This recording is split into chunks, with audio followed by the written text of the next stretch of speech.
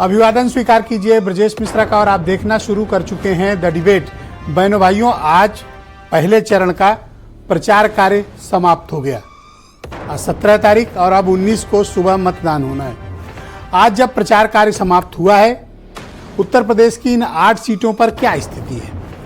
बहनों भाइयों, ये जो 8 सीटें हैं, ये पहला द्वार कौन तोड़ने वाला है? क्या भारतीय जनता पार्टी अपना जलवा और जलाल कायम रखेगी या फिर समाजवादी पार्टी और कांग्रेस उससे इस आने में कामयाब होगी? राष्ट्रीय लोकदल की भूमिका और उसके बाद दूसरे चरण का मुकाबला, इन सब मसलों पर बात करेंगे। आज पहली बार अखिलेश यादव और राहुल गांधी भी साथ बैठे हैं, साझा जारी किए हैं। आज विस्तृत चर्चा करेंगे कि कैसे ये लोग निपटेंगे बीजेपी से और बीजेपी के पास फार्मूला क्या है। आज चर्चा लॉक हो गया। प्रथम चरण का प्रचार कार्य समाप्त हो चुका है। कौन सी? जरा आप उत्तर प्रदेश का नक्शा उठाएं और उत्तराखंड वाला देखें। देहरादून से शुरू करें, हरिद्वार को हुए रुद्रपुर और पढ़ेंगे तो उसका जो ये इलाका है, उधर से जुड़ी हुई जो 8 सीटें हैं और प्लस उत्तराखंड की 5 सीटें, यहां ये महामुकाबला है। ये कहां से शुरू होता है? ये सहारनपुर से शुरू होता है। ये आएगा आपका बिजनौर, नगीना, कैराना, मुजफ्फर, रामपुर, पीलीभीत, इन इलाकों में चुनाव है। बहन भाइयों, ये 8 सीटें हैं। आप इनका 8 का इक्वेशन समझना। इनमें से 2019 में भारतीय जनता पार्टी के पास 4, समाजवादी पार्टी के पास 2, बीएसपी के पास 2, इसके पास कुछ था।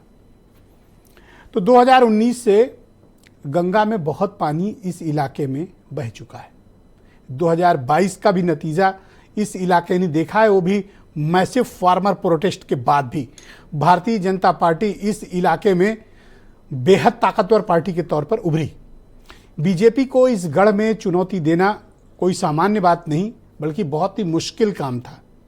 उन मुश्किलों के बीच भी विपक्ष के बड़ा सहयोगी साथ छोड़कर हरा गमछा, हैंडपंप छोड़कर वो सत्ता पक्ष यानी भारतीय जनता पार्टी के पास हो ली है। हालांकि इस चरण में उनके पास सिर्फ एक सीट है, बिजनौर की। बागपत वाली सीट अगले चरण में 26 को जहां चुनाव होना है। जो सीटों के बंटवारे में मायावती ने जो ढाई चाल चली है, इसका क्या इंपैक्ट पड़ रहा है? बहनों भाइयों, मैं ऐसा पूरे विश्वास के साथ कह सकता हूं, समाज पार्टी इस बार अपने रिवाइवल प्लान पे काम कर रही है। इस बार किसी को हराने ये नहीं, बल्कि खुद के सोशल इंजीनियरिंग के 2007 के फार्मूले पर इस बार बहुजन समाज पार्टी काम कर रही है। वो अपने ऊपर लगे उस ठप्पे को से भी दूर होती दिख रही है जो उस पर चस्पा किया जाता था कि ये बीजेपी की बी टीम है। इस बार टिकटों के बंटवारे में मायावती ने बहुत रणनीतिक फैसले किए हैं।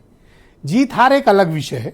डेमोक्रेसी में और इस तरह के इलेक्शंस में आप जब जाते हैं तो आप हर बार जीते हैं, ऐसा गुमान किसी को नहीं होना चाहिए, और आप हर बार हारेंगे ऐसी दुविधा भी नहीं होनी चाहिए। लोकतंत्र में हार जीत चलती रहती है। ये कोई ये नहीं है कि सिर्फ आप जीतने के लिए चुनाव लड़ते हैं, कई बार आपको हारना भी पड़ता है। जो भी परिपक्व नेता हैं या पॉलिटिकल पार्टीज हैं, वो ये अप एंड डाउन्स को समझते हैं।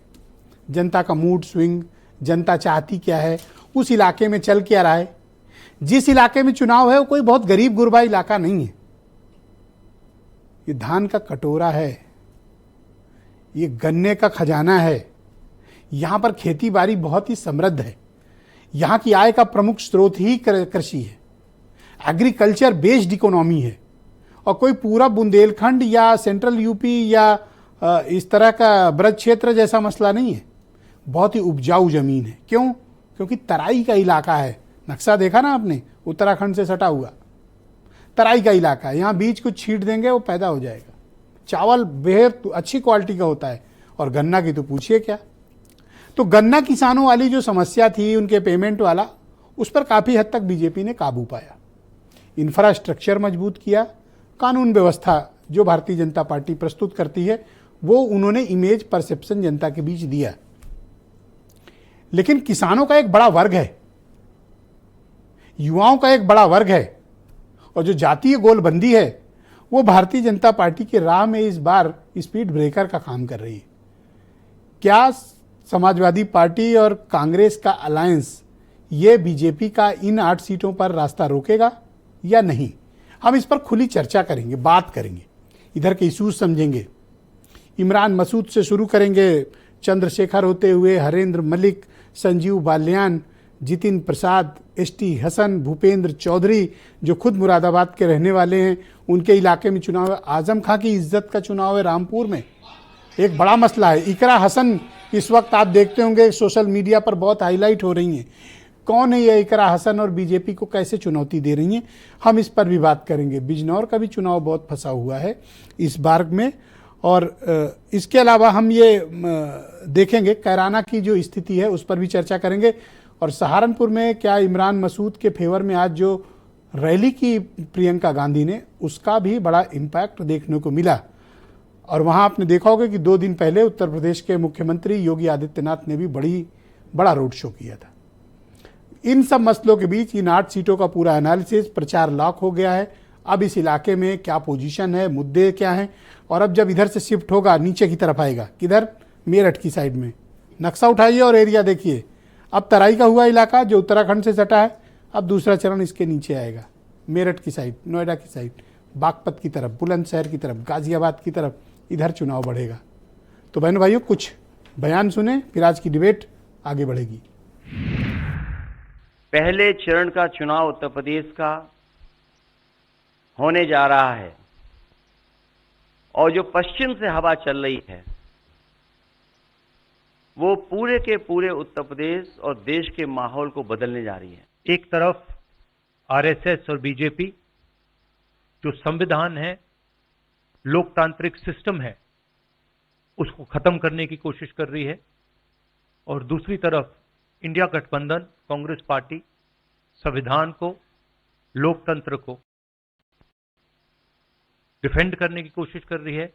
उसकी यात्रा में भी यह शासक थे, हाल हुआ, कांग्रेस मुक्त भारत देश बनना शुरू हो गया, सपा बसपा मुक्त उत्तर प्रदेश बनना शुरू हो गया। इन लोगों का राजनीतिक भविष्य अब अंधकार में है। जो सपा समाप्त होने जा रही है, अब जनता उनको समाप्त करेगी। उनकी गाली का जवाब कमल खिला करके लोग देंगे। बहनों भाइयों, आज की परिचर्चा को आगे बढ़ाएंगे। आनंद दुबे उत्तर प्रदेश में भारतीय जनता पार्टी के प्रवक्ता।